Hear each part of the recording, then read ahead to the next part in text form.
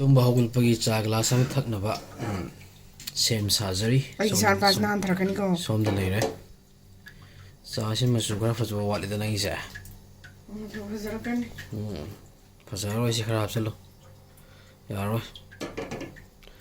somda tan macha ma hogena si breakfast ki normal chapati ni oji breakfast ki damak tu tawbani kai normal chapati ni hairi me to I have no any idea. This is the first time for me and for her, I guess. Sidu dumalu hapchalaga ne masala khara aduga dumalu paratha obi yaya Okay, so we know we are here.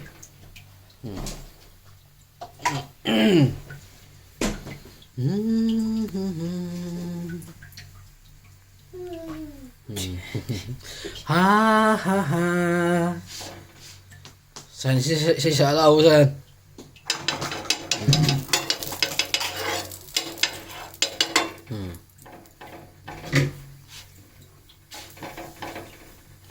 Sidra chapati tai na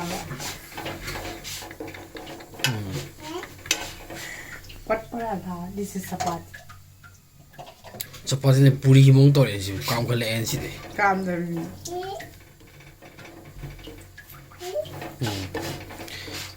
amma ho fa na mes oh my god dum hawani yeng badam yeng dam sakse phasa yeba yeng badu phasa di yare nupang i wari im lai tan ho si gol gol hobi wari si gol gol hori si koi tan si chaw kana sagai ra chari me gol hobi pochi kari no sinai si dum shape to amor so dum sagai ra cha do homina yai si ni hani si hau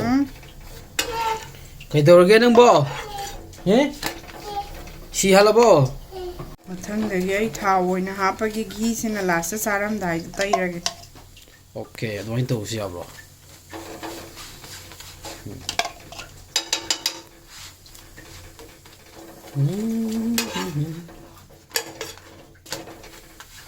simule amma je lotion khre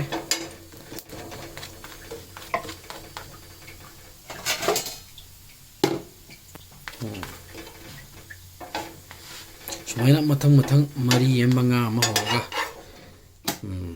okay sayana tumba hogolo pagi solangi sieng sam hana bam paisal laga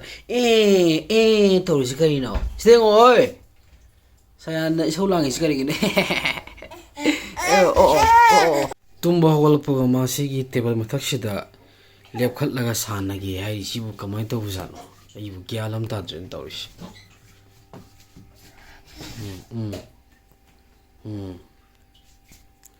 oi